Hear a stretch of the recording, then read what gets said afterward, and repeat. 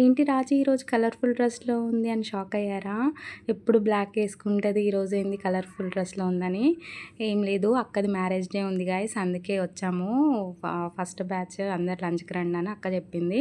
ఇక లంచ్ టైంలో అక్క వాళ్ళ ఇంటికి వచ్చేసాము. లెగ్స్ వాష్ చేసుకున్న దగ్గర కూడా గొడవనే. నేను దీపు సంధ్య సార్ కార్‌లో వచ్చామన్నమాట. లెగ్స్ వాష్ చేసుకొని లోపలికి వెళ్ళిపోయినాము. లోపలికి వెళ్ళంగానే అక్క అది ప్రసాదం అని తీర్థం ఇచ్చింది.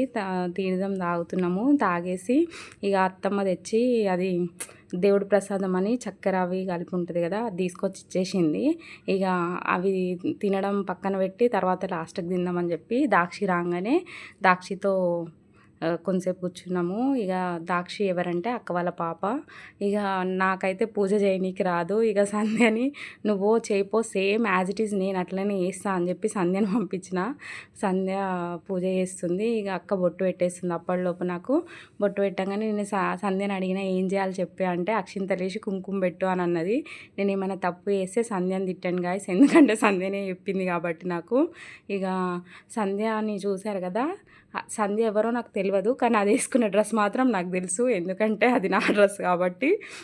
ఇక ఆ తర్వాత మీరిద్దరు వేస్తే నేను ఏమన్నా తక్కువనా అని చెప్పి అది పోయి పూజ చేస్తుంది. చేసేసి ఇక అక్క యాక్చువల్లీ అక్క సీనియర్ అనమాట మా స్టోర్లో.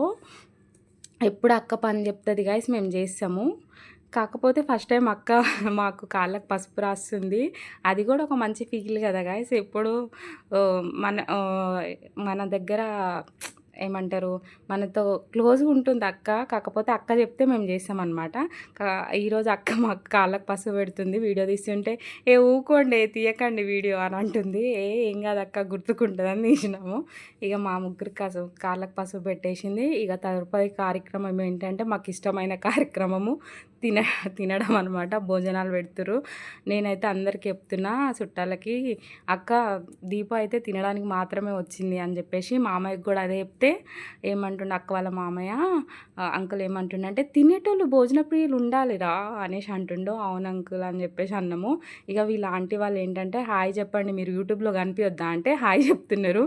అది దీప ఏం చెప్తుందంటే అక్క పెళ్లి రోజు పిలిచి భోజనాలు పెడుతుంది గాయస్ అని చెప్తుంది. అక్క నవ్వుతుంది. ఇక తింటున్నాము.